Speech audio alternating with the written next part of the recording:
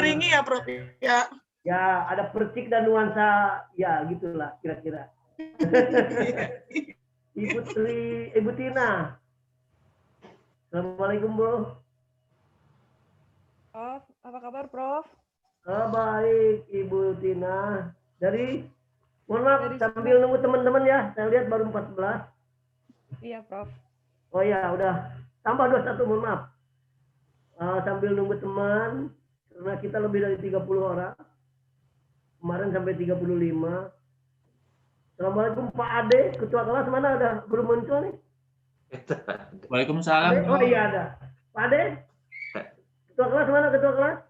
Oh ada. Ya Prof. Assalamualaikum Pak Ade. Waalaikumsalam Prof. Sehat ya Pak Ade ya? Alhamdulillah selang-selang Prof. Nih ketua kelas gimana nih? Memulai sudah masuk berapa orang nih? Baru 22 orang. Menunggu 30 atau gimana Pak Ade? 30 aja Prof. Ya sambil nunggu 30 barangkali ya sambil di dunia maya ini sambil bertegur sapa bertatap maya ini tadi saya udah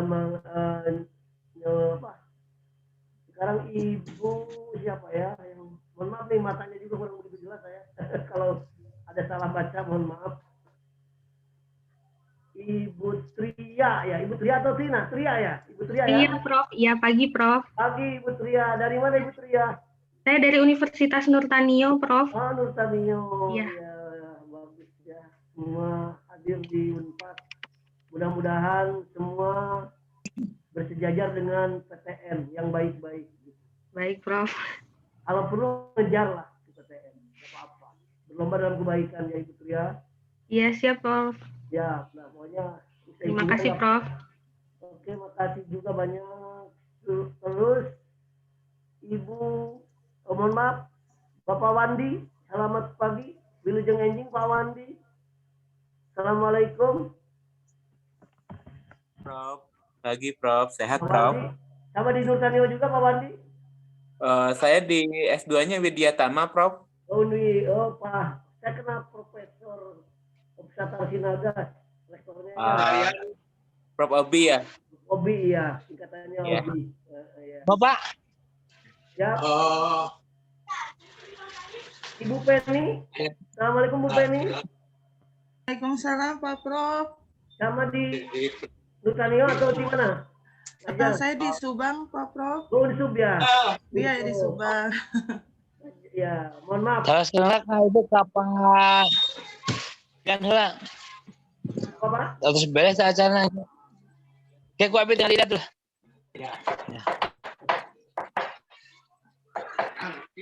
Kayak tos beres gitu nah.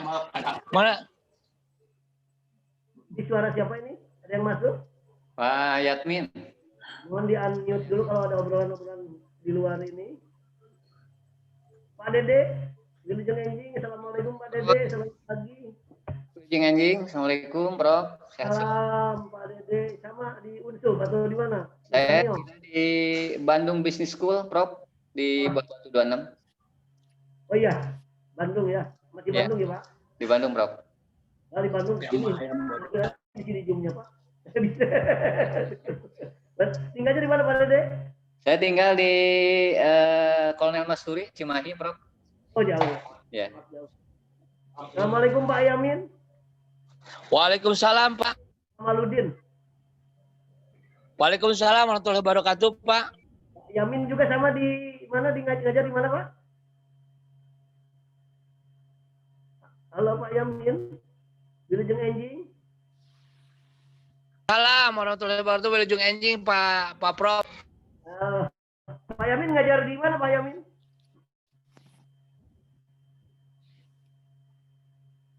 Nggak masuk ya suara saya jangan nggak jelas Pak Yamin ya. Bicara yang lain. Jelas nih Pak. Coba ini jangan mute ini. Pak Yamin ngajar di mana Pak Yamin? Saya ngajar di Baitur Rahman Pak, di SMA Baitur Rahman. Jumberung ya? Di Ciparai Pak, di Ciparai. Oh yang Baitur Rahman Ciparai. Saya kenal Baitur Rahman. Iya Pak. Di Jumberung ada Pak. Jumberung. Baitur Rahman. Di Jumberung ada Baitur Rahman tapi bukan yang di sana Pak. Saya yang di Ciparainya Pak. Oh, siap. Sama aja ya. Yang penting ya namanya sama. Kalau pengolahannya beda biasa. Pak. Ah, siapa lagi? Pak. Assalamualaikum, Mas.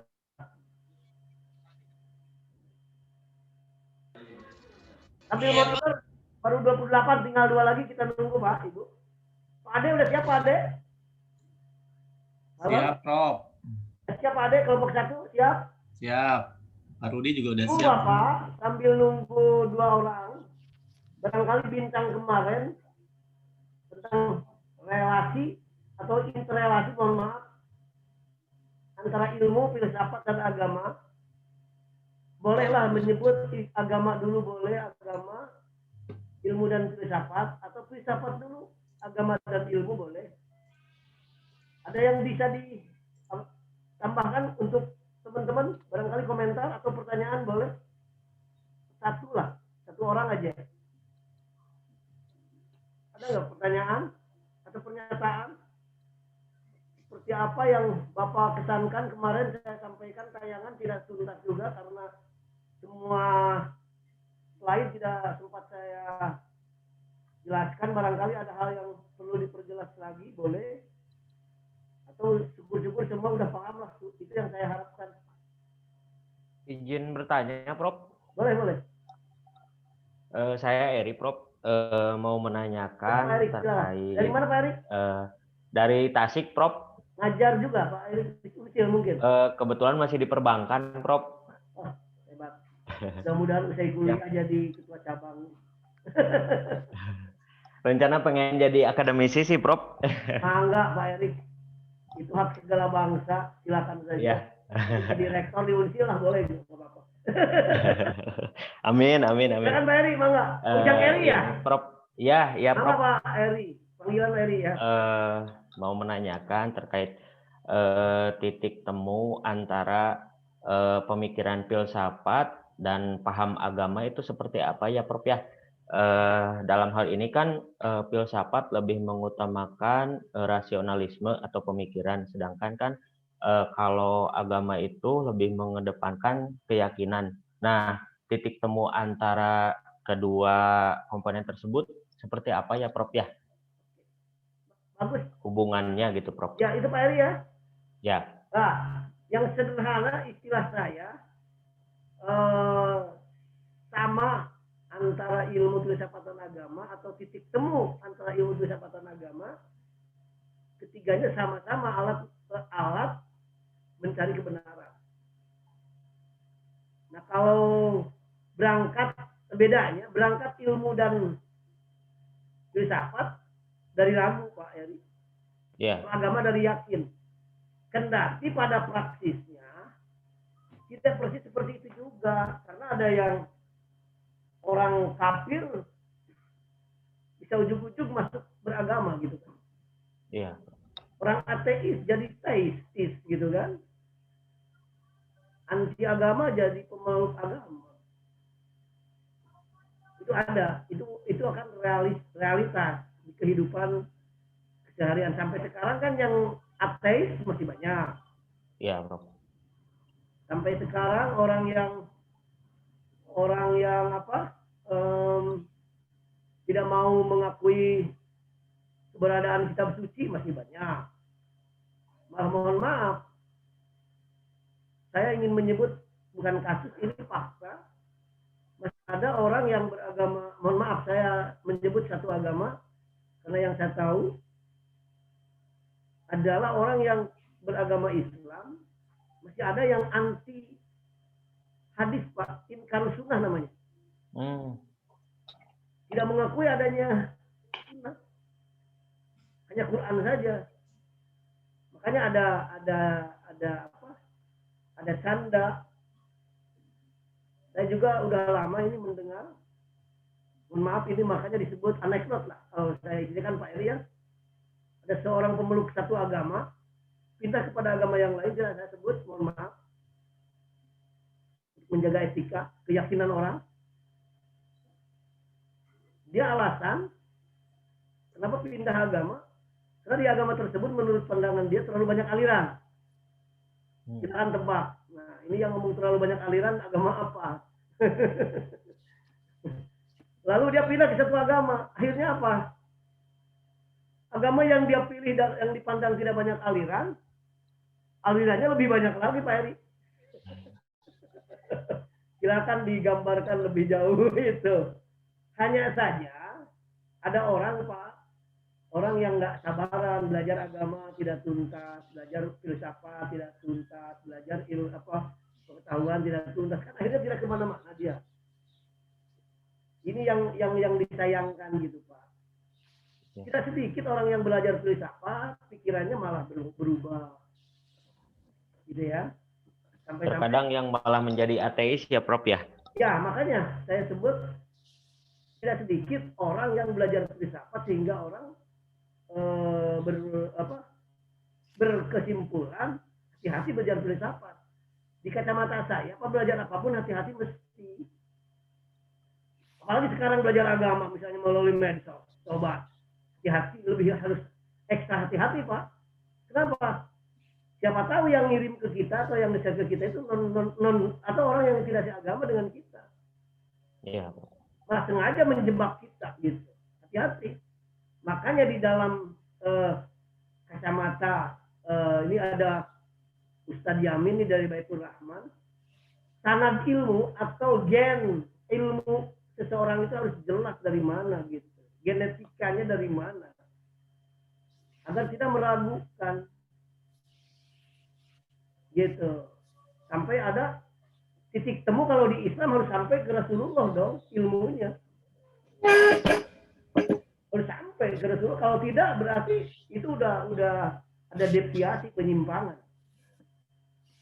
Itu Pak Heri. Filsafat sesungguhnya alat untuk menambah keyakinan. Dimensi keyakinan dalam agama yang saya anut itu ada 3. Ilmu yakin, ainul yakin. Aku yakin kan gitu Pak. Aku yakin. Ya Prof. Nah itu. Makanya saya sering bertanya. Ketika ada orang yang mendefinisikan manusia ini lagi-lagi nih. Saya ingin bercanda lagi pagi-pagi. Ayo, Bapak Ibu pernah nggak definisi manusia dalam perspektif filsafat? Pernah membaca nggak? Di awal pertemuan saya pernah menyebut satu buku judulnya itu Manusia. Definisi manusia itu seabrek Ibu Bapak akan sangat bergantung pada siapa dia yang mendefinisikan terhadap manusia. Saya sebut, silakan dari mana sumbernya. Ibu Bapak pasti tahu. Ada yang menyebut manusia ini kan Homo sapiens, Homo ludens, Homo economicus, Homo religius. Yang ini rada menggelitik, Homo homini lupus. Ingat kan itu Bapak Ibu mendengar itu? Ya kalau berbicara Homo economicus ini orang ekonomi yang bicara. Homo religius orang beragama yang berbicara agama apapun dia. Homo societis siapapun dia pasti berbicara Homo societis atau sosiolog dia yang bicara lebih jauh mengeksplor pada definisi itu. Ayo, saya ingin bercanda yang kedua. Kalau kemarin kan tentang berdefinisi ada, sekarang manusia perspektif filsafat. Silakan, ada yang mau bantu? Yang Ibu Bapak pernah baca perspektif filsafat, apa manusia? Siapa manusia? Ini kaitan dengan pertanyaan Pak Eri, Pak. Manusia itu makhluk, Pak, ciptaan. Ya, sambil ngobrol. Karena ini Pak Ade, Pak Ade, ketua kelas tuh. Pak Ade. Pak Ade, udah nggak sabar mau presentasi, Pak Ade. Dibagi kelompoknya udah, Pak Ade ya? Sudah, Prof. Aman, Prof. Ini udah loh, lebih dari 30, udah 32 orang. Pak Ade silakan. Pak Ade presentasi. Sudah 30. Hari ini Ibu Bapak yang akan didiskusikan di antara kita adalah ontologi, epistemologi, dan aksiologi. Merupakan 3 pilar filsafat atau ada yang menyebut juga aliran, ada yang menyebut juga cabang. Nah, di sini Pak Eri tadi yang bertanya, mudah-mudahan menemukan. Dan sambil Ibu Bapak menemukan definisi filsafat, definisi manusia perspektif filsafat secara umum. Mudah-mudahan satu orang langsung pas gitu. Kalau yang satu orang langsung pas, saya tidak akan lanjutkan pada yang lain, dan yang satu orang itu dikasih bonus nanti. Ya kan Pak Eri nanti, karena ini pertanyaan dari Pak Eri. Pak Eri sendiri nanti supaya nanti apa? Ketika Pak Eri merenung kembali relasi ilmu filsafatan agama, itu masuk Pak dari definisi itu nanti. Sementara itu dulu Pak Eri mudah-mudahan tidak puas sambil merenung apa definisi manusia yang pernah Pak Eri temukan. Ya, Prof. Ya, jawaban. Maaf kalau yang lain ada yang ingin bertanya, nanti aja dilanjut setelah Pak Ade presentasi. Silakan Pak Ade. 1, 2, 3, 4, 5, 6, 7 nggak kebanyakan Pak? Halo Prof. Nggak kebanyakan Pak Ade? Nggak ya? 6 kali 7. Berarti 42. Oh, ada yang 5 baru sebagian ya? Ada yang 7 sama 6 Prof. oh, boleh. Silakan Pak Ade. Presentasikan. Sudah kelihatan Bapak Ibu? Udah, Pak Ade udah. Sudah nampak. Usia, Pak Dede, Pak Didin, Eva Ngelia Yuninda, R Dadan Hamad Kurnia, R Dudi, Rudiatna, dan Pak Ade Mubarak. Silakan Pak Ade. Baik, bismillahirrahmanirrahim. Turun Prof. Assalamualaikum warahmatullahi wabarakatuh. Salam. Ini sih nama kelompoknya MSDM Prof, karena sebelumnya sudah dibuat waktu metode penelitian. Jadi saya sendiri, kemudian Pak Dudi, ada Dan, Ibu Eva, Pak Didin, Pak Dede, sama Ibu Tria. Ya. Pertama-tama untuk pendahuluan, karena saya background-nya sebagai dosen, maka akan dikaitkan dengan Tridharma Perguruan Tinggi, yang mana ada yang namanya pendidikan. Ya, pendidikan mulai dari S1, pengajaran, pembuatan, ini mungkin bidang A mungkin kalau di ini. Kemudian ada bidang penelitian, ya untuk bidang B, ya termasuk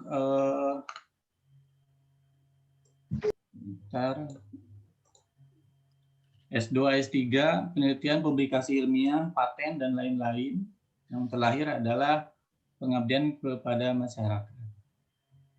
Nah, apa kaitannya antara 3 poin ini dengan yang nanti saya akan jelaskan?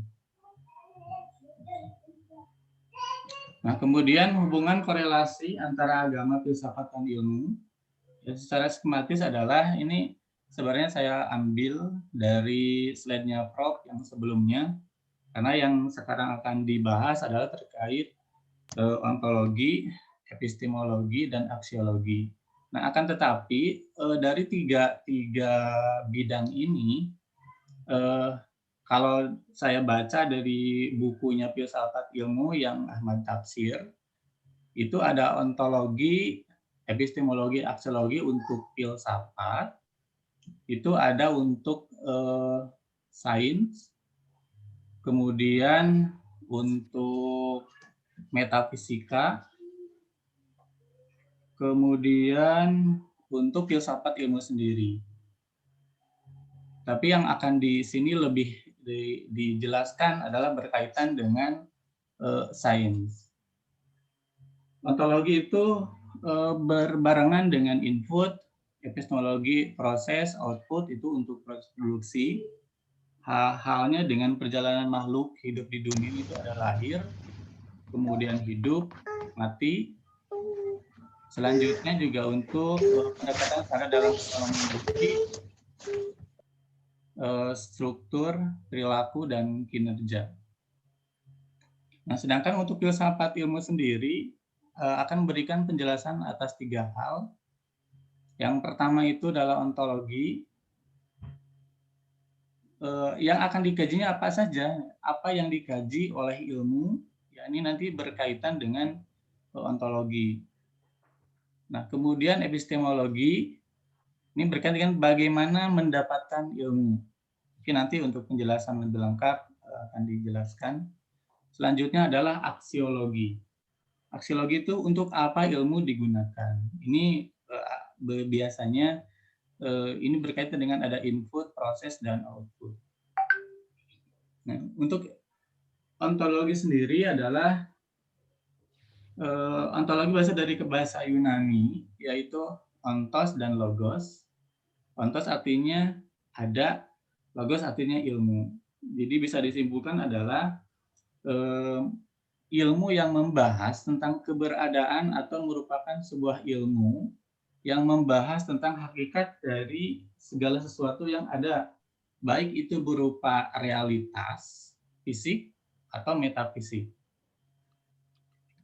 Nah, selanjutnya, ontologi adalah ilmu tentang ada. Nah, mungkin nanti di bawahnya itu ada aliran realisme dan nominalisme. Sedangkan menurut istilah ontologi adalah ilmu yang membahas tentang hakikat yang ada, yang merupakan ultimate reality baik yang berbentuk jasmani atau konkret, maupun rohani atau bersifat abstrak. Setidaknya ada posisi dominan, yaitu realisme. Kalau di pengertiannya adalah memandang dunia sebagai sesuatu yang terpisah dari manusia dan interpretasi manusia terhadapnya. Jadi realisme itu hanya yang bersifat dilihat oleh indera saja. Kemudian nominalisme, peneliti percaya bahwa interpretasi mereka tentang dunia itu didasarkan pada subjek batin dan lensa pribadi yang mereka lihat. Dan selanjutnya, ontologi akan pemahaman tentang apa dan bagaimana secara sangat mendalam, termasuk asumsi. Ya, sekiranya asumsinya itu bisa masuk, maka akan diterima. Kemudian, asumsi merupakan landasan berpikir yang dianggap benar sebagai titik awal berangkat dalam pemahaman tentang ilmu dan bagi pengembangan ilmu baik teori maupun penerapan kalau yang sifatnya model. Kemudian ada batasannya, kelemahan atau kekurangannya dikaitkan dengan keputusan hasil dari penelitian, karena yang namanya sifatnya asumsi ya macam-macam. Kemudian kriteria benar dalam matematika adalah konsistensi berbagai asumsi, definisi, aksioma, postulat, teorema, proposisi, lemma, korolari, konjektur, dan aturan matematik. Yang artinya sesuatu dikatakan benar bila tidak terbantahkan.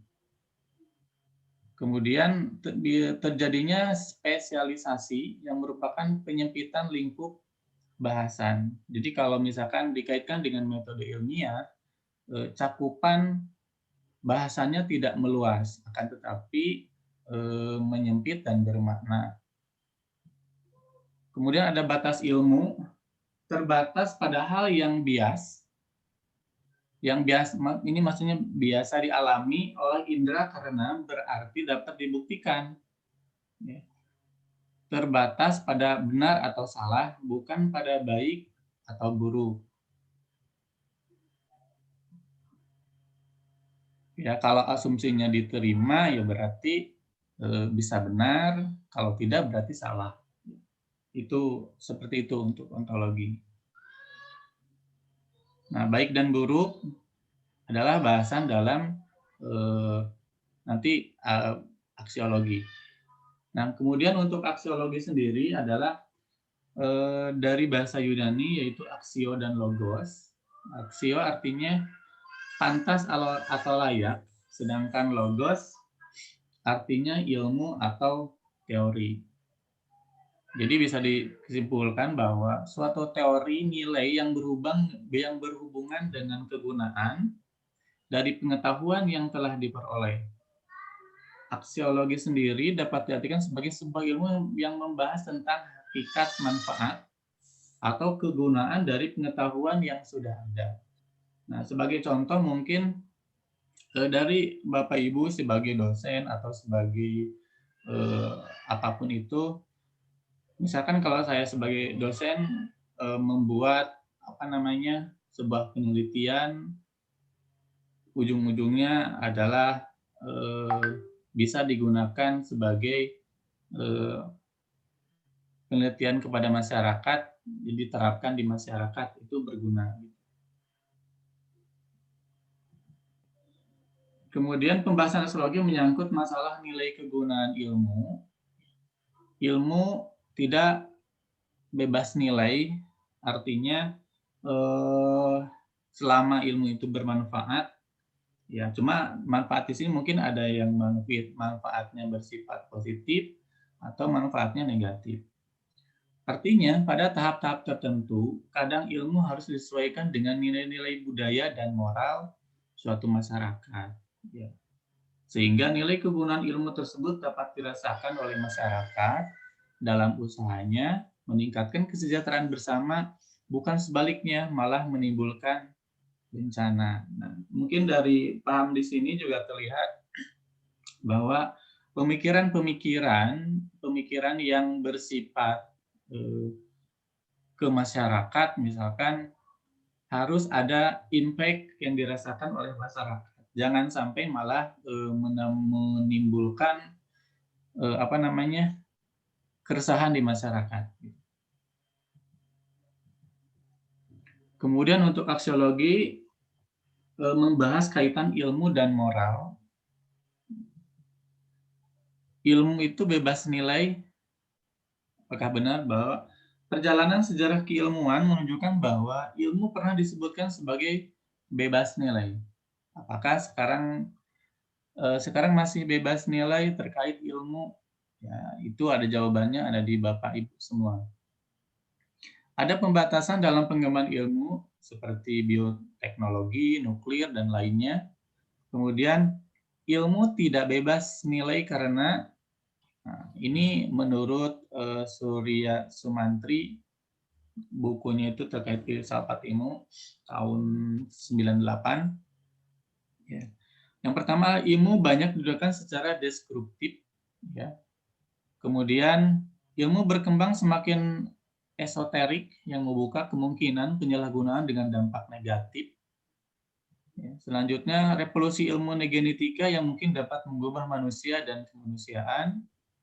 Nah, dari tiga ini terlihat bahwa berkembangnya ilmu itu semakin ya bisa dijelaskan sekarang. Dulu mungkin kita mengetik dengan mesin apa, sekarang sudah bagaimana. Era industri juga sekarang udah masuknya era digital. Dulu orang belajar mungkin harus baca buku.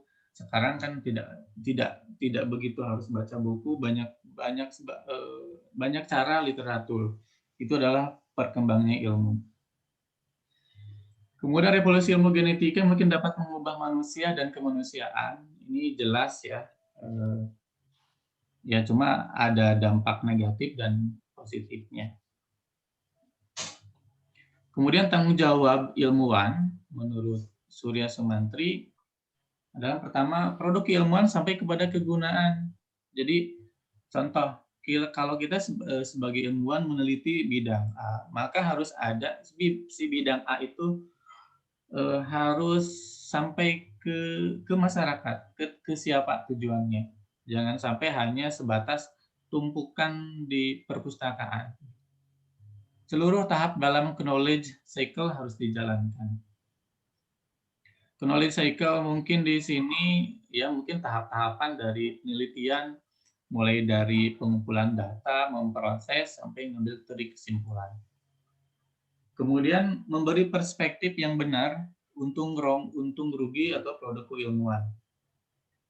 Ya harus penelitian itu harus harus jujur karena nanti akan melahirkan kebenaran. Mungkin kadang-kadang ada yang meneliti di bidangnya itu kuantitatif. Jadi bukan kebenaran yang ditonjolkan, melainkan menggunakan trik-trik tertentu begitu. Nah, ini tidak tidak diperkenankan. Kemudian memberi contoh. Selanjutnya menyadari keberadaan pilar lain yang hidup di dalam masyarakat di luar ilmu dan teknologi. Ya, mungkin sekarang sudah era industri 4, selanjutnya akan ke era industri 4.5.0, itu adalah society itu menitik beratkan adalah kepada human. Intinya bahwa masyarakat di luar harus menyadari bahwa keberadaan teknologi dan ilmu harus seimbang. Jadi jangan sampai kalau mungkin kalau di era 4.0 itu cenderung ke mesin gitu. Sedangkan untuk manusianya agak dikesampingkan orangnya karena adanya penggunaan teknologi informasi. Kemudian untuk epistemologi, kata epistemologi berasal dari bahasa Yunani, yaitu episteme dan logos. Artinya, kalau episteme artinya pengetahuan, dan logos artinya teori atau ilmu. Jadi untuk epistemologi merupakan suatu ilmu yang mengkaji tentang sumber pengetahuan atau asal mula metode, struktur, dan paling tidaknya suatu pengetahuan. Epistemologi atau filsafat pengetahuan merupakan salah satu cabang filsafat yang mempersoalkan masalah hakikat pengetahuan. Jadi, objek material dari epistemologi adalah pengetahuan dan objek formalnya adalah hakikat pengetahuan itu sendiri. Selanjutnya adalah epistemologi membahas metode ilmiah atau scientific method. Nah, ini ada kaitannya dengan nanti kita menyusun baik skripsi, tesis, kemudian disertasi.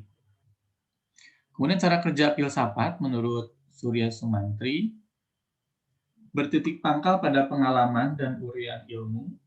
Itu bisa atau ini lebih cenderung ke literatur yang sudah terbukti kebenarannya. Itu bisa dilihat dari apa? Kalau literatur biasanya dari jurnal-jurnal ilmiah, ya. Di jurnal-jurnal ilmiah juga ada tingkatannya, ada yang nasional, ada internasional, kemudian pemeringkatan, ada yang terakreditasi 1 sampai 6 dan sebagainya. Selanjutnya, melalui jalan reduksi untuk mencapai pokok-pokok atau inti, ini mulai dari pengembangan hipotesis, pembuktian hipotesis, kemudian penarikan kesimpulan. Ini jelas karena biasanya ada pengembangan hipotesis dari penelitian sebelum-sebelumnya. Kemudian dibuktikan dengan hipotesis ini diterima apa ditolak. Selanjutnya adalah penarikan kesimpulan. Dengan proses reduksi ini, maka ontologi, epistemologi, dan aksiologi dapat dimengerti dan dijelaskan dengan ilmu. Induktif itu penarikan kesimpulan dari data, sedangkan deduktif penarikan kesimpulan berbasis logika. Nah, kemudian bagaimana sih cara memperoleh pengetahuan atau sains? Sekitar 600 sebelum Masehi. Jadi langkah-langkah itu untuk yang sains. Jadi sains itu untuk mengatur untuk mendapatkan aturan untuk mengatur manusia dengan mengatur alam. Tahapannya mulai dari humanisme, kemudian rasionalisme, empirisme, positivisme, selanjutnya metode ilmiah, metode riset, kemudian menghasilkan adalah model-model penelitian. Nah, model-model penelitian ini adalah yang kita gunakan sekarang. Banyak sebagai contoh untuk mengolah data dengan SPSS atau AMOS. Banyak sekali model-model. Nah, itu adalah cara memperoleh pengetahuan. Nah, dari dari ke-8 ini akan menghasilkan aturan untuk mengatur manusia, ya, kemudian mengatur alam. Aturan untuk mengatur manusia ini berkaitan dengan penelitian. Ya. Sebagai contoh mungkin kalau di hasil-hasil produk lah, hasil-hasil produk penelitian yang bermanfaat untuk manusia. Kemudian aturan untuk mengatur alam ini berkaitan dengan impact-nya terhadap alam.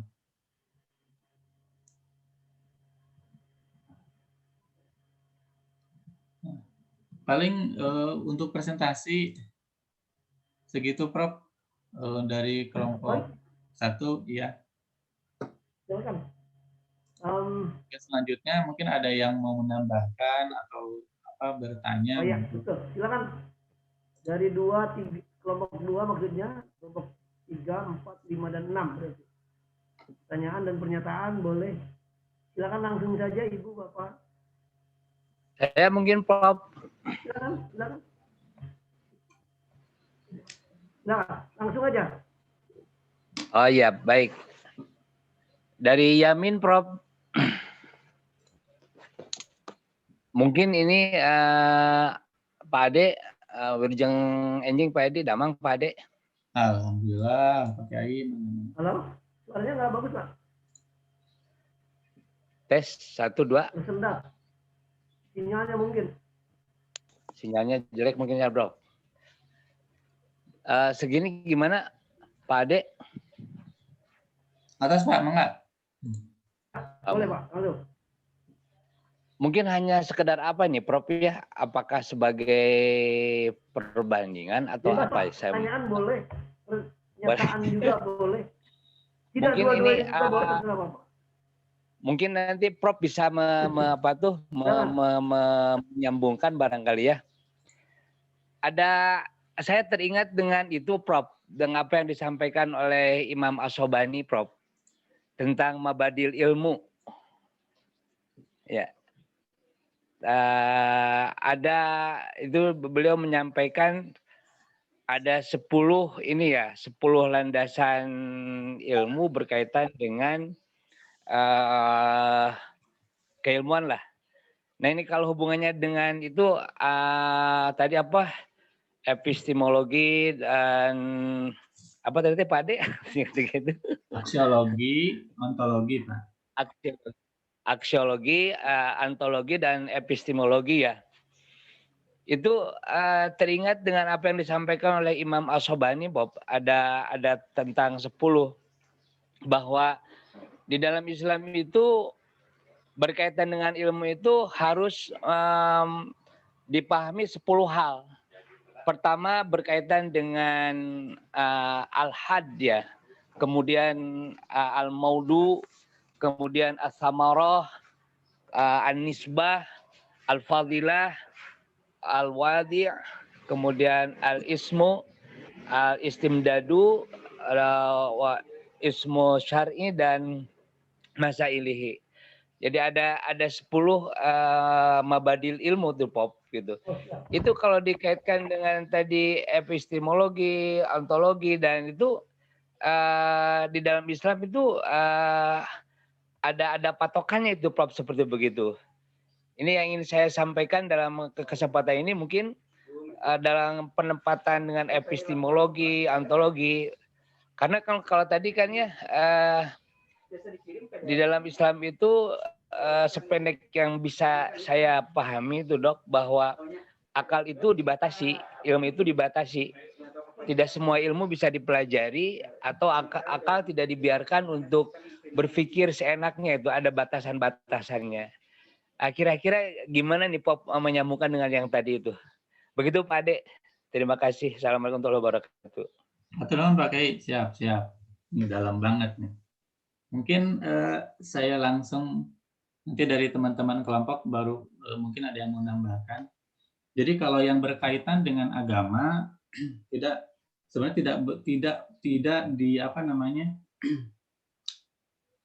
boleh dibenturkan dengan filsafat. Ya. Nah, kemudian berkaitan dengan yang Pak Kiai tanyakan tadi, mungkin lebih cenderung ke sebagai knowledge, Pak. Sebagai knowledge. Atau mungkin dalam Islam itu al-ilmu. Nah, sedangkan yang kami bahas ini berkaitan dengan sains. Ya, jelas antara agama dan sains itu ada batasan, ada tapi sama-sama ilmu pengetahuan. Gitu.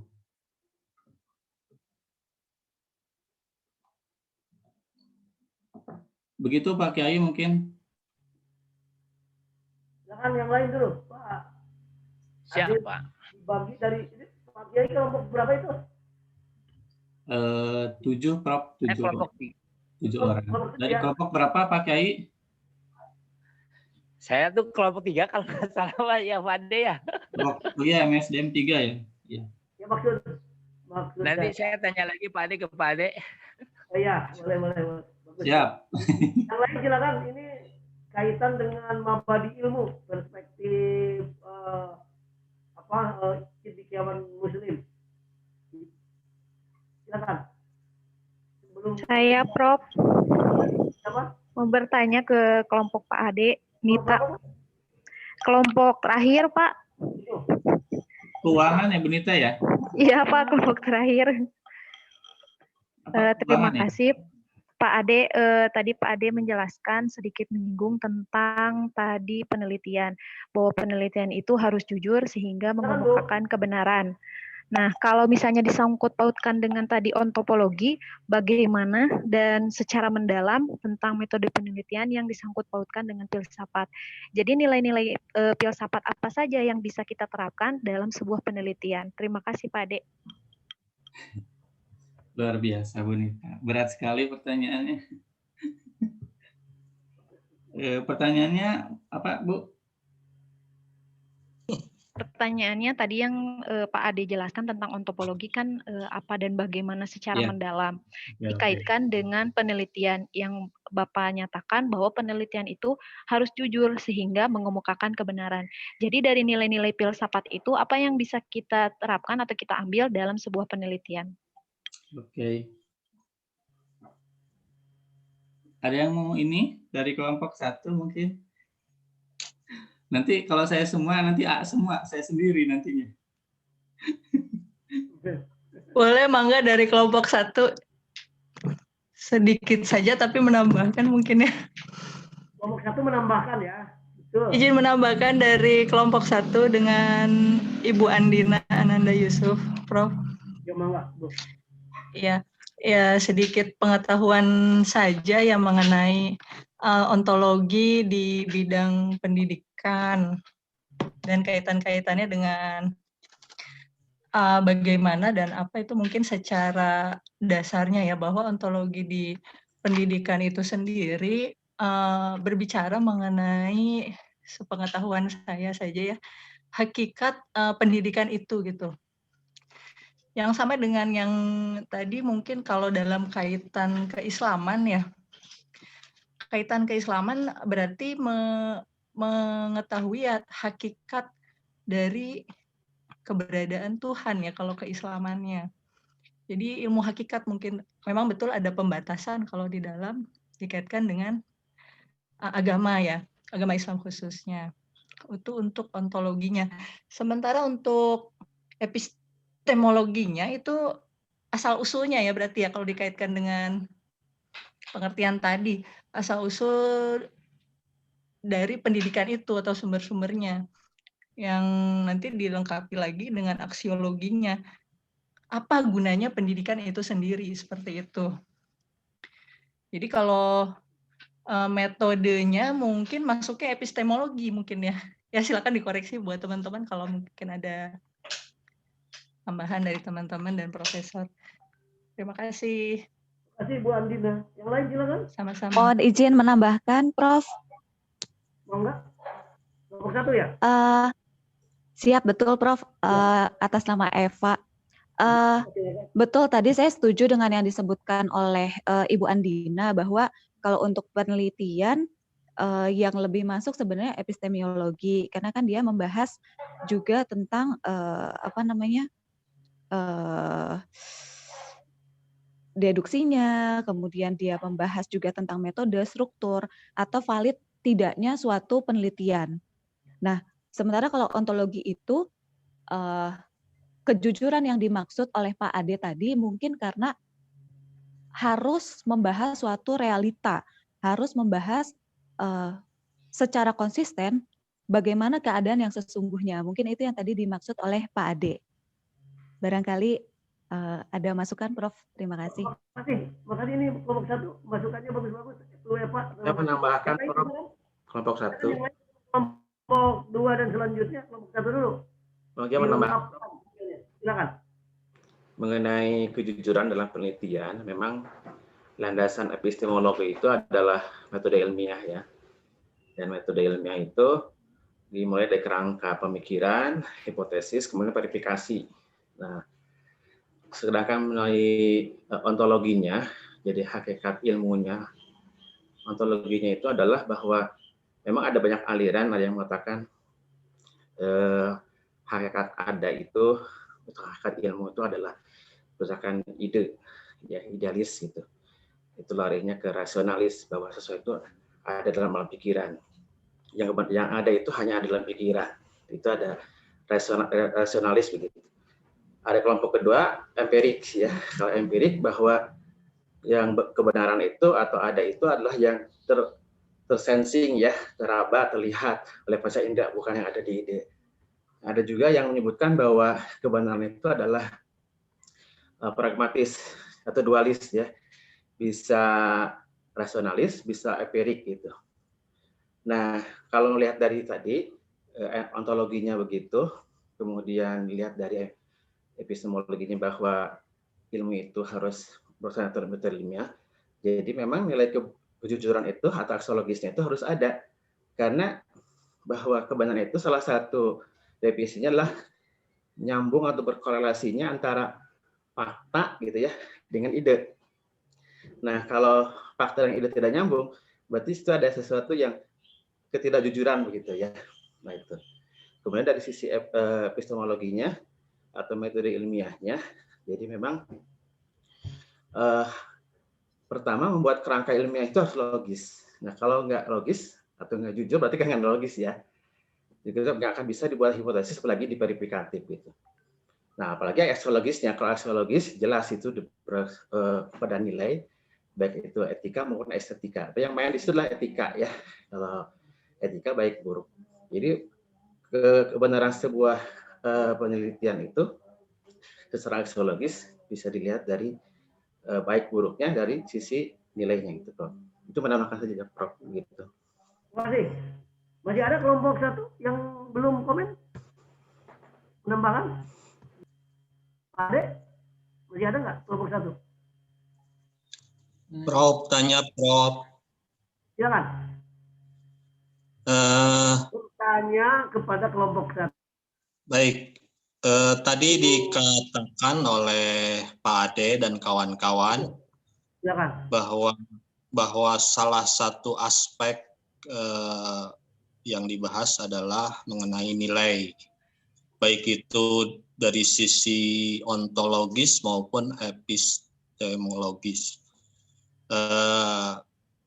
Nah, nilai yang bagaimana sebenarnya yang diacu? Apakah karena sifat nilai itu kan bersifat, apakah nilai yang bersifat relatif atau absolut? Karena nilai sendiri untuk setiap orang itu kan nanti setiap orang, setiap kelompok itu akan berbeda.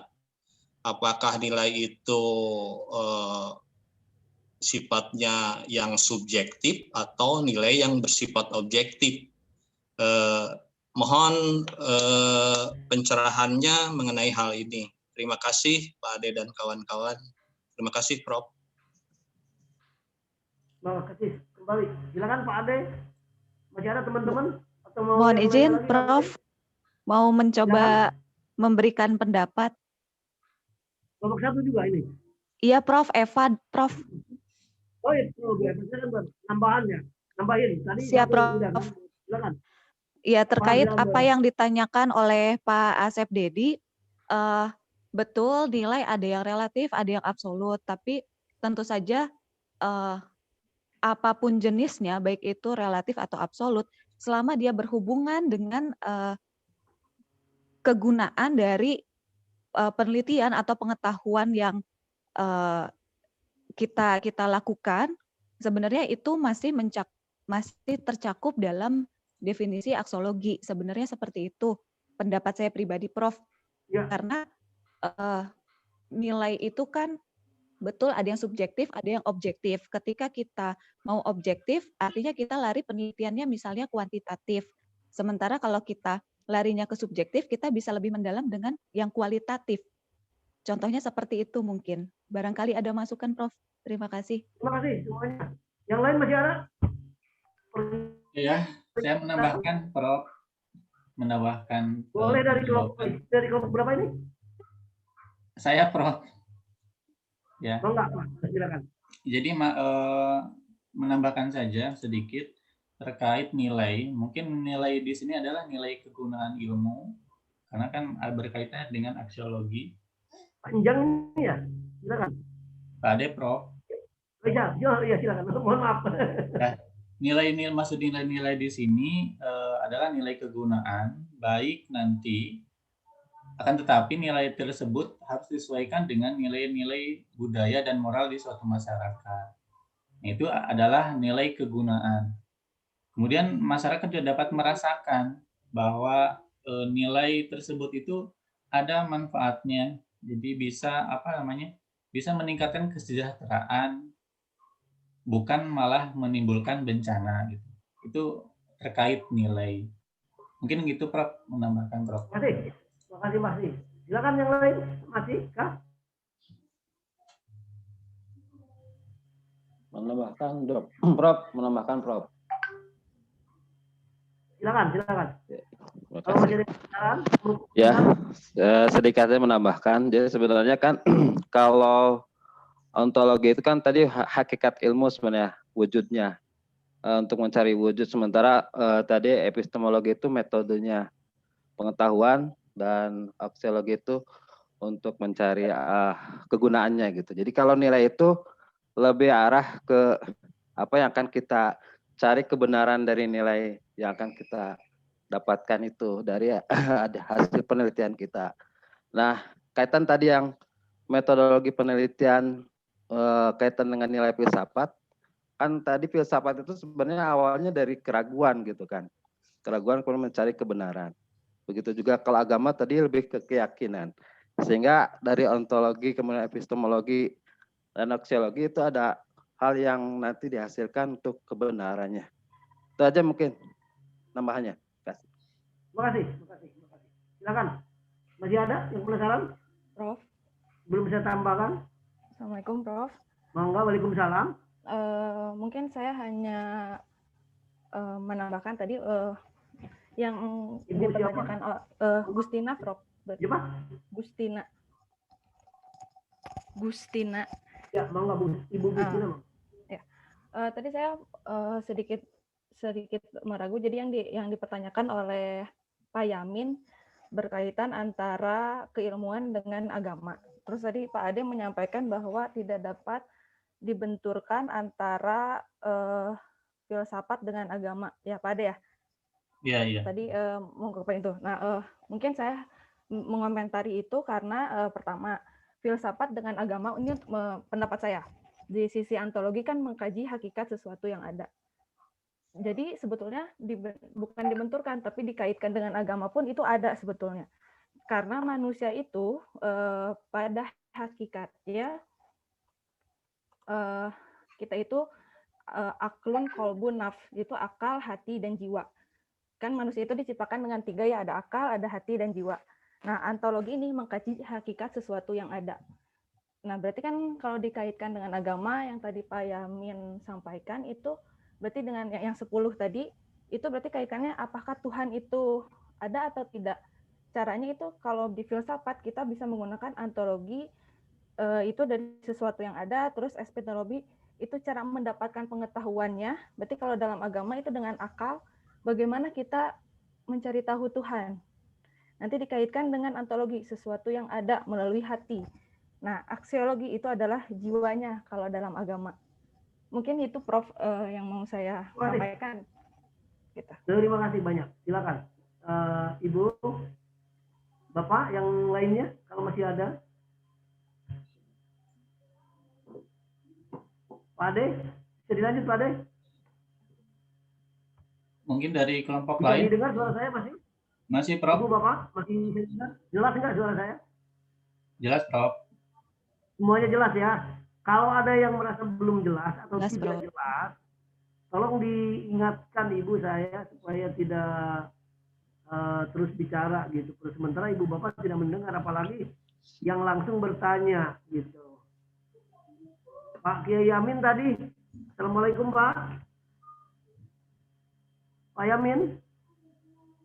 Nah, Waalaikumsalam warahmatullahi wabarakatuh. nah, Pak Kiai, yang 10 itu dalam konteks mabadi ilmu ya, Pak Kiai. Ya, siap. Saya masih mengingat sebuah ungkapan innal mabadi kullipan min asroh, Pak, itu kan? Siap. Al-haddu wal maudu'u summa samroh gitu kan, Pak? Siap. Yang mabadi 10 itu yang saya ketahui ketika pernah saya juga mempelajarinya adalah umum di pondok pesantren, khususnya di pesantren Bapak mungkin, ada beberapa prodi gitu kan. Siap. Hanya adalah untuk membongkar, menafsirkan, eksplor pada Al-Quran gitu kan Pak Yamin, Pak Kiai. Jadi yang 10 itu seperti Al-Had. Nah, ini berbicara ontologi. Nah, ontologi, epistemologi, dan aksiologi sekaligus menjawab Ibu Epa menambahkan, kalau Bu Epa semata-mata konteksnya epistemologi dalam penelitian misalnya. Ibu Bapak, yang 3 pilar ini dalam konteks penelitian, atau mungkin nanti dalam disertasi Bapak, semuanya masuk Pak. Ketika berbicara ontologi Bu Epa,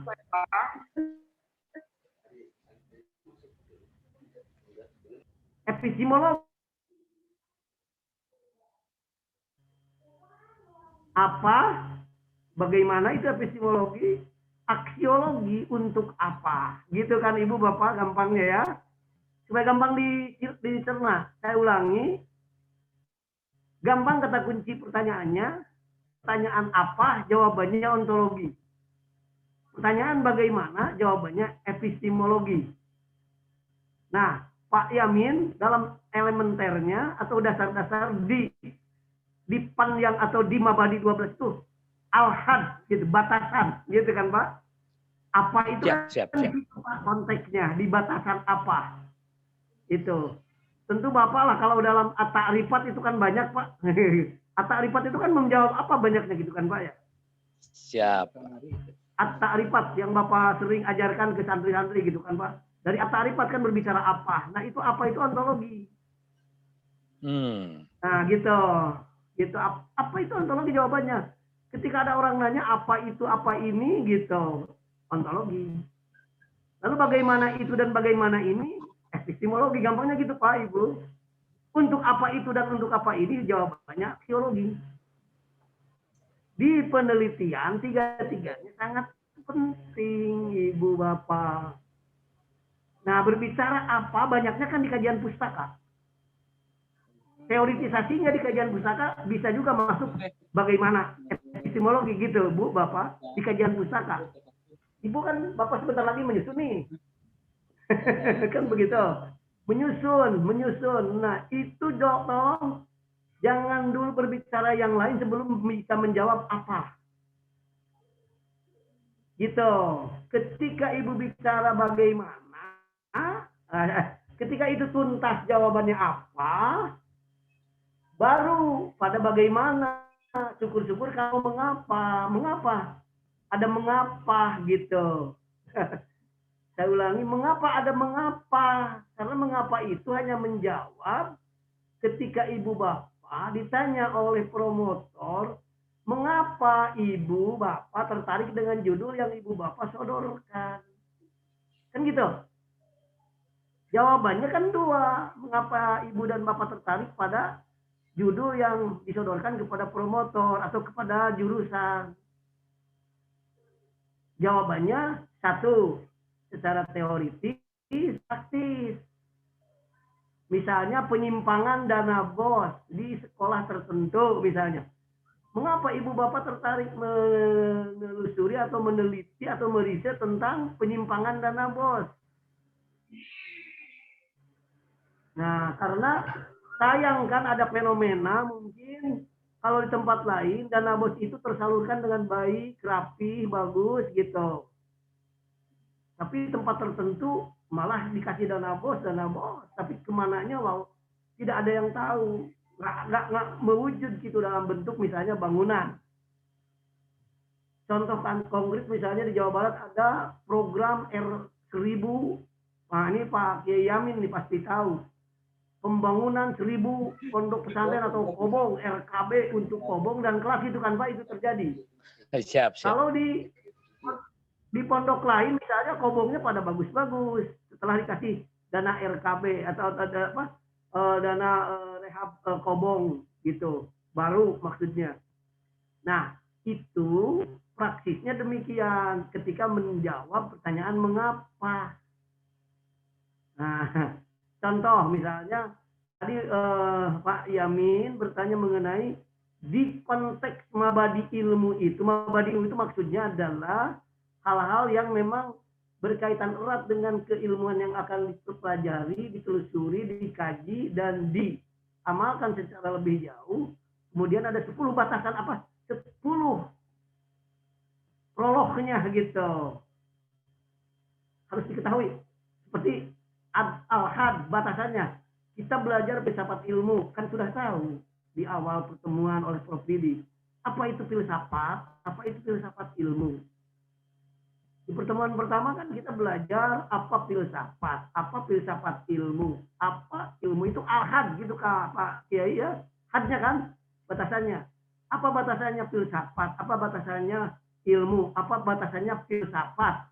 Apa batasannya filsafat ilmu dan apa batasannya ilmu filsafat, beda kan? Nah gitu, ilmu filsafat dan filsafat ilmu kan sangat berbeda.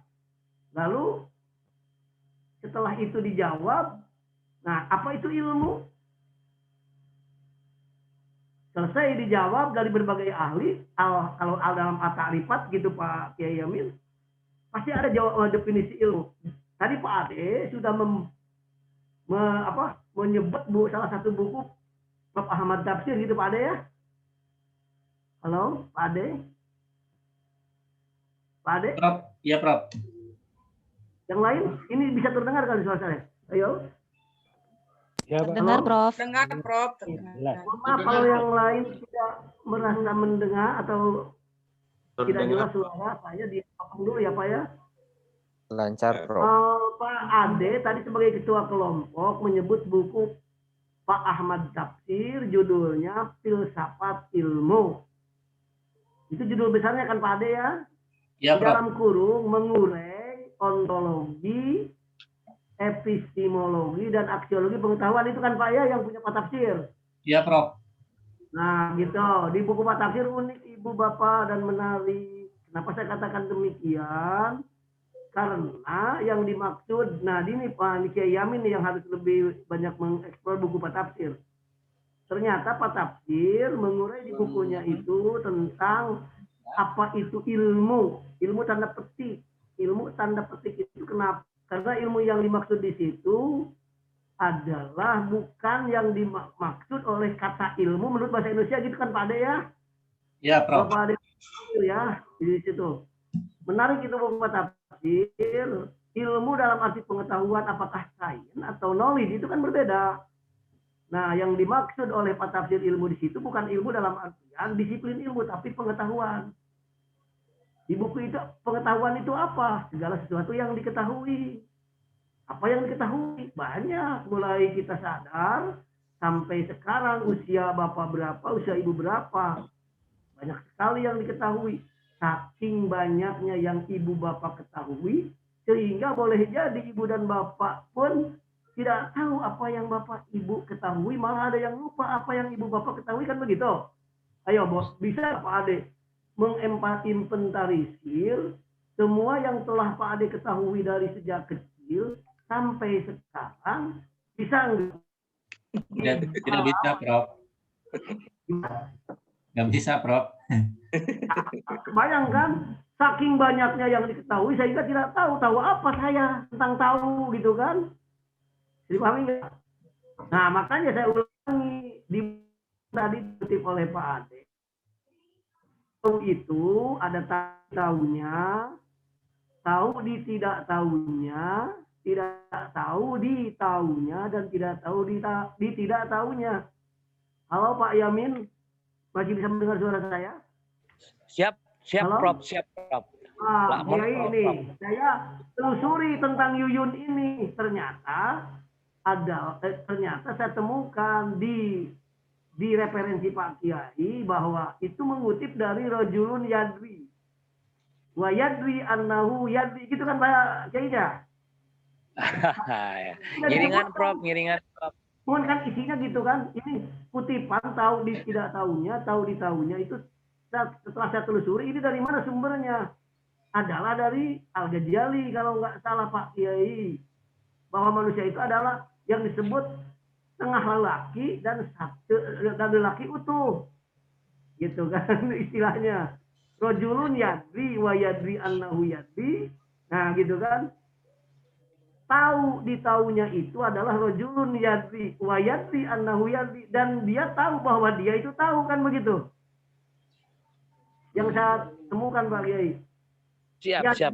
Ngiringan, Prof. Annahu yadri. Nah gitu. Nah, itu kan orang alim. Nah, Bapak itu tahu bahwa kuliah itu harus tepat waktu. Tahu. Karena tahu bahwa kuliah harus tepat waktu, akan dilakukan tetap atau peraturan tetap, protokoler tetap yang menghantarkan tahu di tahunya. Kan begitu salah satu contoh. Itu Bapak. Makanya saya ulangi, termasuk pertanyaan dari pernyataan Bu Eva tadi, terima kasih, tapi saya tambahkan Bu Eva bahwa tidak hanya konteks epistemologi, tapi konteksnya itu tiga-tiganya, baik ontologi, epistemologi maupun teologi dalam konteks penelitian, gitu ya. Nah, berbicara nilai, tadi dari awal pertemuan oleh Pak Ade disebutkan ada free value, ada bebas nilai. Iya, kalau lihat sejarah memang ada yang bebas nilai, karena mohon maaf Pak Yamin, mereka tidak berbicara halal haram, mereka tidak Pak. Nah, mereka tidak bicara itu, mereka tidak berbicara yang lain-lain, yang penting riset sekian lama, kemudian konklusinya bagaimana, metodenya apa yang dipakai, kan begitu. Nah, berikutnya ada, betul, pada akhir bebas nilai, tadi juga dikutip kelompok 1, akan tetapi added value, ada tambah nilai, gitu. Secara rinci, nanti saya tentang aliran-aliran yang ada di dalam epistemologi dan aliran-aliran yang ada di dalam nilai, Ibu Bapak, dibahasnya di dalam aksiologi, tidak di epistemologi, tapi di dalam aksiologi. Dan ini mungkin pertemuan mengenai free value atau Bapak. Kemudian Pak Yamin, mudah-mudahan itu saya sampaikan. Lalu Pak Ibu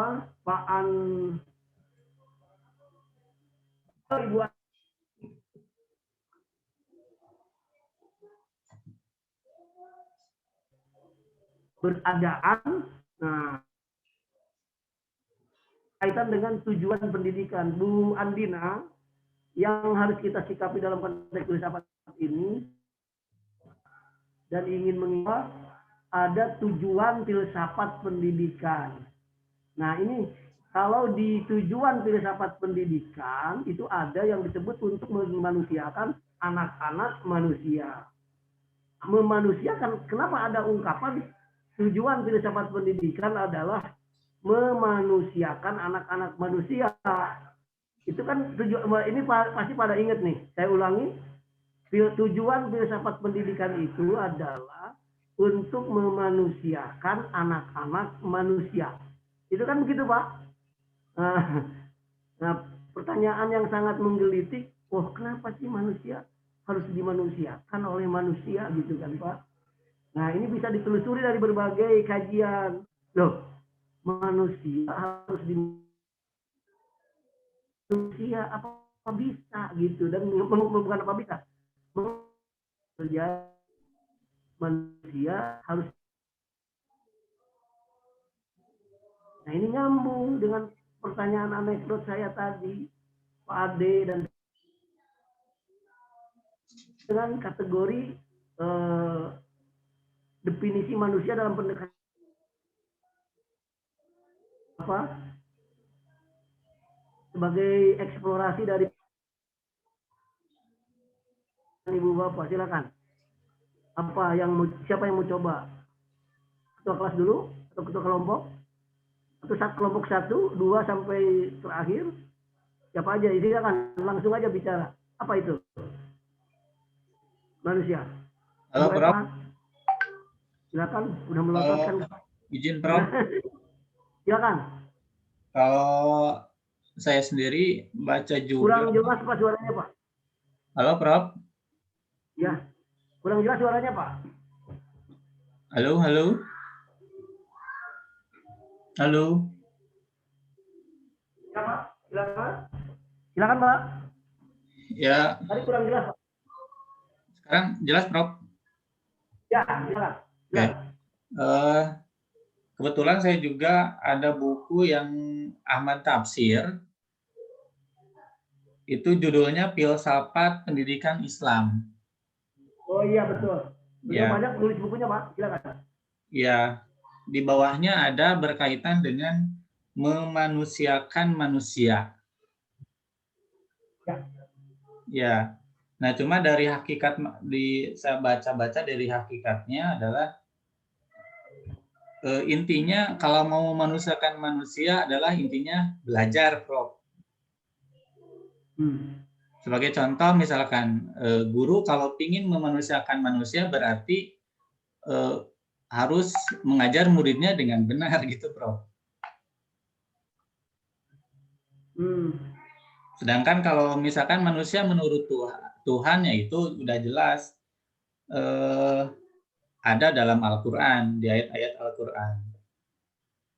Kemudian kalau inti manusia mengarahkan kemana, pendidikan mestinya difokuskan agar murid itu menjadi manusia. Jadi intinya itu, Prof. Kalau dari segi pendidikan,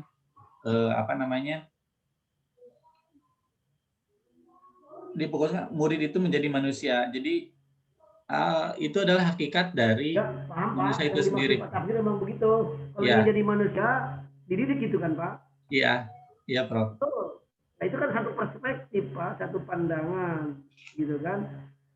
Tapi kan malah manusia dididik, segalanya kan makin apa sih? Mohon maaf, ingin membuat realitas aja.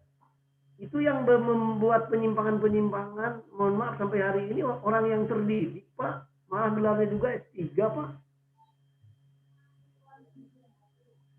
Nah, itu kan terbantahkan. Ada ungkapan manusia semakin cerdas semakin buas. Buas juga dalam melakukan hal yang sangat negatif gitu, Pak. Mohon maaf, Bapak, Ibu pernah menyimak ada orang yang sebagai aktivis partai katakan tidak kepada korupsi. Ingat nggak itu, Pak? Katakan tidak pada korupsi. Malah jadi viral. 3 orang itu. Ada 3 orang manusia itu, Pak. Ya. Ya, maksud saya. Nah, Kalau pendidikan saja maksud saya, pendidikan juga pendidikan apa gitu, Pak, perlu dikritisi. Saya paham, mengerti, secara umum pendidikan memang untuk mendidik apa? Untuk memanusiakan anak-anak manusia. Pertanyaan saya, realitasnya kan tidak demikian kan, Pak. Mohon maaf saya ulangi, ketika ada orang yang berkata, katakan tidak kepada korupsi. Yang berkata tidak pada korupsi, itu malah yang paling gede korupsinya, Pak. Sampai sekarang kan masih pesantren. Mohon maaf Pak, ya amin saya istilahkan pesantren di Sukamiskin itu Pak. Malah yang melakukan. Nah, iya kan, itu terdidik Pak, mohon maaf. Gelarnya juga puncak S3 Pak, yang korupsi itu. Berarti kalau gelar pendidikan S3 itu adalah hasil pendidikan, pertanyaan berikutnya, berarti belum berefek pada perilaku. Maksudnya masih belum jadi manusia karena dia masih melanggar aturan-aturan yang harus dijelmakan sebagai manusia. Gitu Bu, Bapak. Saya paham itu. Pak Tafsir betul demikian. Lalu pernah nggak? Nah ini bisa berhasil nih Pak Yamin nih. Kan belum pernah terjadi Pak Yamin ya yang korupsi mantan santri gitu kan Pak Yamin ya. Jadi maksud saya adalah patut mengkritisi juga ketika berbicara filsafat pendidik. Tujuan filsafat pendidikan adalah untuk memanusiakan anak-anak manusia. Maka perlu dipertanyakan kembali hasil pendidikan ini malah keluar dari jalur itu. Hari ini yang banyak atau penyimpangan atau anomali dalam konteks realitas hari ini keseharian. Mohon maaf, saya ulangi. Itu berpendidikan tinggi, Pak. Betul kan, Pak ya, Ibu? Betul, ya, Prof. Ibu bisa lebih paham dari pokoknya hari ini. Mohon maaf. Saya ingin mengupas nih Pak Yamin, termasuk kita serius nih. Pak Yamin punya Baitur Rahman, hari ini kan sudah terjadi banyak. Di Jawa Barat juga sudah terjadi, di luar Jawa banyak terjadi. Mohon maaf. Murid membunuh guru, Pak. Hari ini terjadi, Pak. Iya, Pak. Kekerasan murid terhadap guru. Kekerasan murid terhadap guru gitu Pak Ibu. Nah, Dan dengan demikian maka ingin saya mengulang lagi tentang apa sih sesungguhnya definisi manusia dalam pendekatan filsafat. Kalau istilah Kiai Yamin dalam konteks mantik gitu kan Pak ya. Mantik gitu. Silakan Ibu ada yang mau coba atau masih menanggapi kelompok? Saya Prof. Silakan. Sandra Prof. Silakan. Saya Prof. Ya, boleh. Lanjut. Silakan. Ya Prof. Dengan Sandra Prof. Mana Pak Sandra, silakan. Kelompok berapa Pak Sandra? MSDM 2 atau 3 ya? Lupa. Kelompok berapa Pak? 3 Pak. SMS 3 ya? MSDM 3 ya? Ya. Begini Prof. Terkait masalah definisi manusia, terus terang saya belum membaca secara ilmu ya, tapi dari saya, ini memang agak kasar Prof. Manusia itu mana manusia gitu. Manusia itu mana manusia. Mana yang punya kamu, yang punya kita sebagai manusia. Kurang jelas Pak Sandra, coba diulangi, kurang jelas saya dengar, belum terdengar bagus. Saya mungkin videonya dimatikan dulu Prof ya, biar suara aja Prof. Silakan, boleh. Baik Prof. Udah jelas Prof? Silakan. Ya.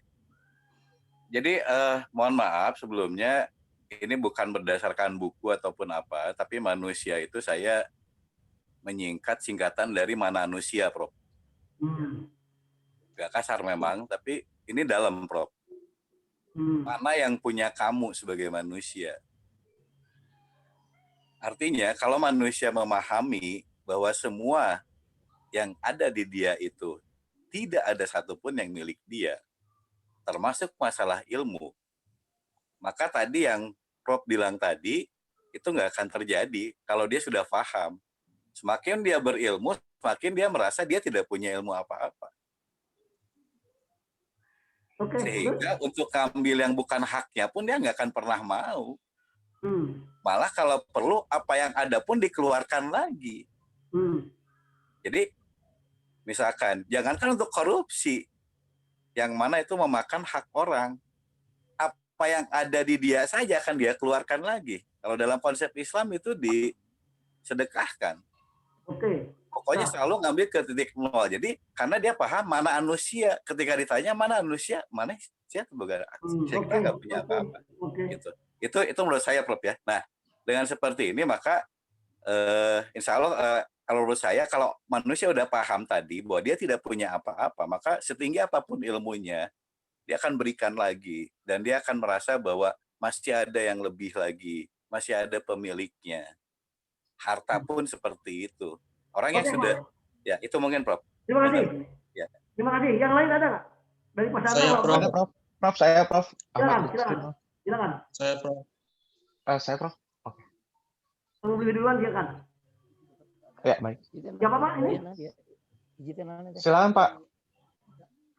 Siapa yang duluan Pak? Prof. Silakan Pak Ade. Ya. Baik Prof. Manusia adalah menurut tadi dikatakan bahwa manusia itu sebenarnya adalah makhluk, tapi ahli ilmu mantik itu katanya banyak yang mengatakan bahwa manusia adalah binatang yang berpikir, Prof. Jadi dengan pikiran atau akalnya dia bisa membedakan antara baik dan benar, baik dan buruk gitu kan. Benar atau salah, dia bisa memilih gitu. Dengan manusia itu secara fisik memang sebenarnya adalah hewan atau binatang gitu. Makhluk yang setara dengan hewan dan binatang apabila dia tidak memiliki akal atau pikiran. Mungkin itu saja Prof dari saya. Terima kasih Prof. Ini siapa? Saya belum bisa lihat ini siapa barusan yang mengatakan manusia binatang berpikir siapa? Asep Dedi, Prof. Oh, Pak Asep, terima kasih Pak Asep. Yang lain silakan mau coba satu orang lagi. Saya Prof. Ahmad Rizky, Prof. Ahmad Rizky, Prof. Siapa langsung menyebut nama? Siapa? Ahmad Rizky, boleh Prof? Boleh Pak Ahmad Rizky, silakan. Baik Prof, saya coba untuk mengutip Prof dari Immanuel Kant, Prof. Boleh. Okay, we are human because of our reason, Prof. Like other species, we do things, but we act. But unlike them, we give reasons for our actions. Jadi, saya hampir sama dengan pendapat sebelumnya, bahwa manusia itu sebenarnya sama dengan spesies lainnya, atau mungkin kita bisa bilang hewan atau lainnya. Kita melakukan hal-hal yang sama, kita melakukan tindakan-tindakan juga yang sama, tapi tidak seperti hewan dan lainnya, kita memberikan reasons untuk apa yang kita lakukan. Nah, di reasons itu mungkin kita bisa memberikan nilai, budi pekerti, dan sebagainya. Nah, itu yang mungkin perbedaan antara human dan lainnya. Kira-kira menurut saya seperti itu, Prof. Terima kasih, Pak Ahmad Rizky. Ya.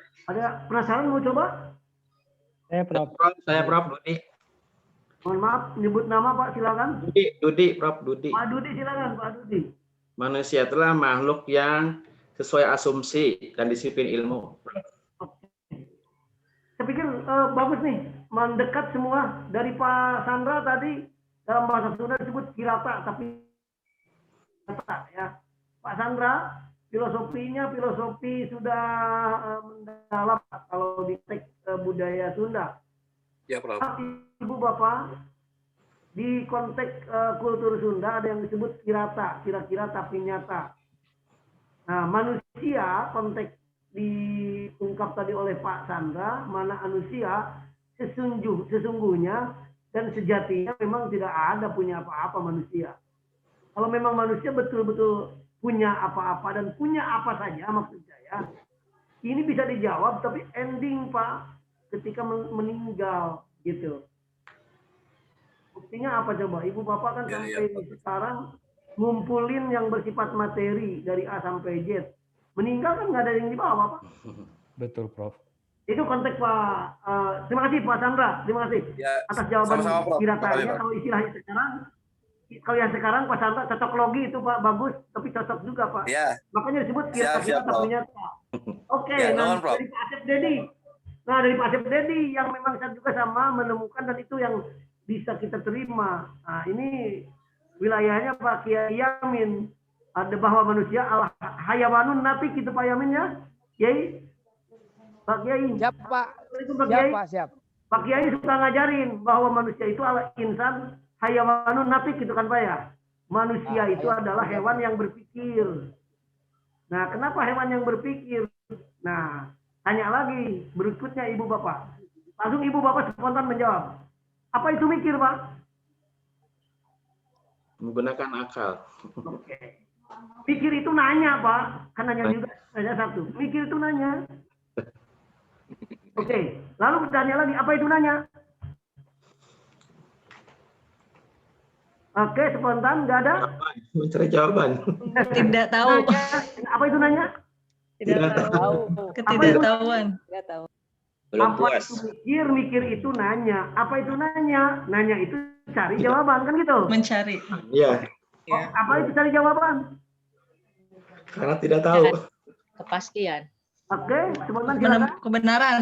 Ah, siapa yang terakhir barusan? Andina, Prof. Dari Bu Andina. Iya. Kelompok 2. Oh iya, kelompok 2. Yang pas itu. Saya ulangi, apa itu mikir? Nanya. Apa itu nanya? Cari jawaban. Apa itu cari jawaban? Cari kebenaran. Iya. Pas, kebenaran. Lalu pertanyaan berikutnya, apa itu mencari kebenaran? Mentok ya, Bu? Manusia. Mentok ya? Manusia. Mentok dari sisi ilmu, mentok. Padahal kebenaran secara umum itu ada kebenaran hakiki, sama dengan nilai. Ada kebenaran hakiki, ada kebenaran yang absolut. Nanti saya share ke Pak Adi misalnya. Secara epistemologis ada 14 jenis kebenaran. Secara umum ada 2 dulu, disebut 2 dulu maksud saya, bukan ada. Sebut saja dulu 2, kebenaran mutlak dan kebenaran absolut. Mohon maaf, kebenaran mutlak dan kebenaran relatif maksud saya. Yang kebenaran relatif itu dimiliki oleh ilmu, Pak. Ini tahu orang tong mikir kadinya. Bocorin Pak Yamin. Kenapa tong mikir kadinya? Mikir kadinya terkenal. Ini mohon maaf, ini menarik ini. Menarik. Terima kasih itu ada yang mengungkap. Mikir itu dalam Islam saja dibebaskan, Pak. Yang tidak boleh itu satu dilarang dalam Islam. Kalau tidak boleh mikir kadinya. Nah, anu dimaksud kadinya teh tafakkaru fi khalqillah wala tafakkaru fi dzatillah. Ya. Kemudian izin Pak Kiai Yamin ya. Jadi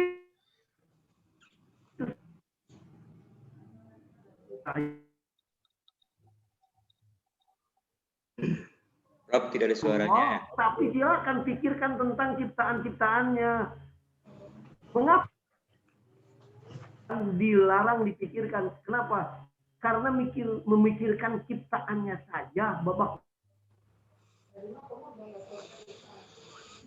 corona. Ada yang pas nggak mendiagnosis corona? Enggak ada. Atau saya sederhana nih bersan, mengapa gigi gitu tidak pernah memanjang ketika gigi itu atas bawah. Jadi apa? Dracula gitu kan, Pak?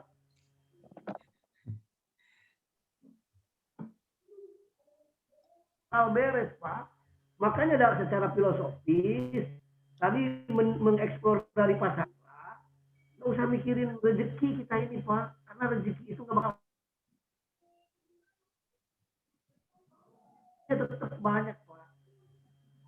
Nah ya salah mikir kadang-kadang kita pikir rezekinya, tapi tidak pernah berpikir kepada yang memberi rezeki. Siapa yang memberi rezeki gitu, Pak? Nah, yang memberi rezeki itu memberikan tugas kepada seluruh manusia agar mengabdi kepadanya, gitu kan, Pak? Sebut saja itu Tuhan. Tuhan itu kan yang ngatur semuanya. Kenapa yang dikejar makhluknya Tuhan, tapi yang Tuhannya sendiri nggak pernah didekatin, gitu kan, Pak? Ini kan jadi apa yang kurang begitu bagus dalam konteks ini. Mengapa demikian? Secara filosofis bahwa eksplorasi dari manusia yang disebutkan Pak Chandra tadi sesungguhnya itu serius, benar, gitu kan Pak? Nah makanya melanjutkan pertanyaan tadi dari apa itu mikir, kemudian dijawab nanya, lalu dijawab apa itu nanya adalah mencari kebenaran, lalu ketika sudah menemukan kebenaran, pertanyaannya kebenaran mana dan kebenaran siapa? Ini menarik ya kan Bu, Pak Ibu ya? Benar itu menurut Ibu, misalnya benar itu menurut Pak Hilman, tapi belum tentu kata Bu Eva itu benar. Benar kan Pak Ibu? Relatif kan kebenaran. Hari ini kan banyak sekali berbeda menanggapi dan mengeksplorasi kebenaran, termasuk menafsirkan kebenaran, apalagi mengamalkannya. Makanya satu agama bisa sebuah dilema. Jangankan satu agama, apalagi banyak agama. Makanya agama Wahyu cuma 3, ini yang patut diapresiasi oleh Ibu dan Bapak. Kenapa? Saya katakan cuma 3 ini harus diapresiasi. Karena yang berkembang hari ini adalah itu. Sementara agama budaya masih banyak juga yang memang tidak bagus gitu diekspresi kesehariannya. Makanya itu Bapak Ibu yang saya banggakan. Mudah-mudahan diskus ini intinya Ibu Bapak melahirkan sebuah riset atau penelitian yang tidak keluar dari ontologi, epistemologi, dan aksiologi di konteks disertasi Ibu Bapak yang sebentar lagi sedang dipikirkan kan. Ini masih milik judul kelihatan itu Bu Eva juga ketawa gitu kan. Pak Chandra juga nyengir gitu Pak Chandra ya. Apa bener nggak riset saya nanti ya? Termasuk Pak Dudi ya, Pak Dudi ya. Sedang mikir itu kan. Nah, punten Pak, misalnya Pak Dudi sudah punya judul gitu ya.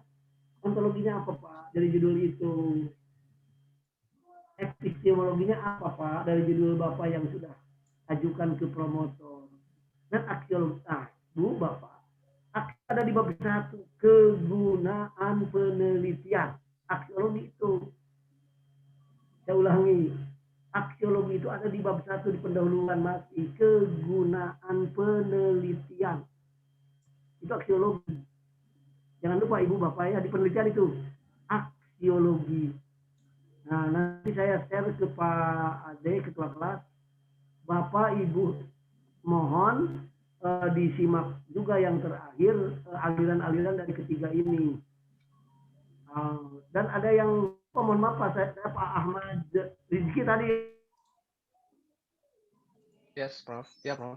Kan juga dengan definisi secara umum itu di reasoning gitu Pak, kalau kan itu reason. Ya, reason, Prof. Punya pemikiran. Makanya ada yang mengatakan juga banyak teori sejatinya yang membedakan manusia dengan binatang itu adalah di pikiran Pak. Pikiran sejatinya itu yang membedakan. Apresiasi terakhir dari Pak Chandra, ilmuwan kasat mata, sejatinya hakikat manusia itu di mata Tuhannya sangat tidak ada arti apa-apa. Jangankan arti apa-apa, punya apa-apa. Ya. Bapak hari ini kaya, bukan kaya, tapi diberi kekayaan. Bapak Ibu hari ini cakep, pinter, bukan cakep, pinter, dan cantik.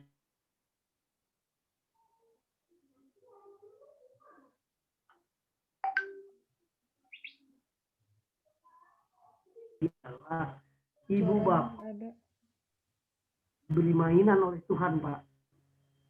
Ada mainan rektor, ada mainan menteri gitu kan, ada mainan kajur kalau di fakultas kan.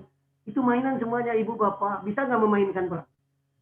Pak Kiai Yamin bermain, sekarang diberi mainan. Mohon maaf Pak Kiai, kalau istilah candanya diberi cocokan gitu Pak Kiai ya. Pesantren Baitur Rahman. Itu mainan Pak. Semuanya mainan ibu bapak. Ibu bapak kadang-kadang terlena, kita, mohon maaf saya, kadang terlena dalam mainan itu. Tapi lupa kepada yang memberi mainan. Gitu. Bicara ilmu sekarang terakhir Pak di pertemuan ini. Mengapa harus ada filsafat ilmu agar pencerahan kita lebih jauh, gitu kan? Sehingga berujung pada ungkapan Plato ketika ditanya oleh salah seorang muridnya, jawabannya sangat filosofis Ibu, Bapak. Apa itu? Jawabannya adalah saya tidak tahu apa-apa. Oke, tersimak semuanya ini ungkapan? Bisa didengar oleh semuanya? Saya tidak tahu apa-apa. Oke, mudah-mudahan ini membuat ibu bapak berketawa dikit atau senyum di kulum karena jawabannya menarik. Padahal dia tuh mbahnya filosof. Kan filsafat itu the mother of knowledge gitu kan. Mother of knowledge maksud saya. Mother of knowledge, salah satu tokoh yang jadi ikon hari ini adalah Plato. Plato itu aliran idealisme. Ketika ditanya oleh salah seorang muridnya, jawabannya, saya tidak tahu apa-apa. Mengapa jawabannya saya tidak tahu apa-apa? Ternyata ketika dieksplor, karena memang dia sudah banyak mengetahui apapun di dunia ini, kan begitu. Nah, karena dia mendekat pada yang memberi tahu pada segalanya yang tahu, sehingga di hadapan Tuhannya dia mengatakan demikian dan termasuk di hadapan seluruh umat manusia. Oke, Ibu Bapak, Plato itu dia karena mewujud pada bentuk alirannya atau segmen yang dia kembangkan adalah dapat idealisme sampai meninggalnya. Dan kalau tidak salah, mohon maaf, dikritik oleh Pak Kiai Yamin, dia itu meninggalnya terakhir malah minum racun karena menghadapi pemerintahan yang lalim. Tapi ketika dia berhadapan dengan racun, dengan senyum, dengan senyum manis, dia meminumnya dan merasa tiba minum racun itu. Bapak Ibu, kelompok 1, mohon maaf nih agak lebih dikit Pak Ade. Siap Prof, aturan Prof. Itu lebih dikit ya Pak Ade ya. Mohon maaf. Pak ditutup dan minggu depan kita lanjut dengan tema yang berbeda. Kalau nggak salah metode ilmiah ya. Kelompok 2 siapa? Keduanya? Siapa? Saya Prof. Enggak. Pak Ade silakan di close oleh Pak Ade. Baik Bapak Ibu, terima kasih untuk tim kelompok MSDM 1. Terima kasih atas tambahan ilmunya, tambahan juga dari teman-teman semua. Dari khusus untuk Prof, terima kasih bahwa intinya yang kami jelaskan adalah berujung ke disertasi nantinya. Mudah-mudahan bermanfaat. Demikian, Assalamualaikum warahmatullahi wabarakatuh. Waalaikumsalam. Waalaikumsalam warahmatullahi wabarakatuh. Pak Ade mau nanya sekedap Pak Ade. Siap. Mohon maaf nih saya lupa lagi grup kelompok berapa Pak Ade? Bapak itu sudah Pak. Pak Yamin itu di 3. 3. Oh, kelompok 3. Sama Pak Rohmana, Pak. Oh, sama Pak Rohmana. Pak Rohmana nyanggakeun Pak Rohmana. Ngiringannya abdi mah.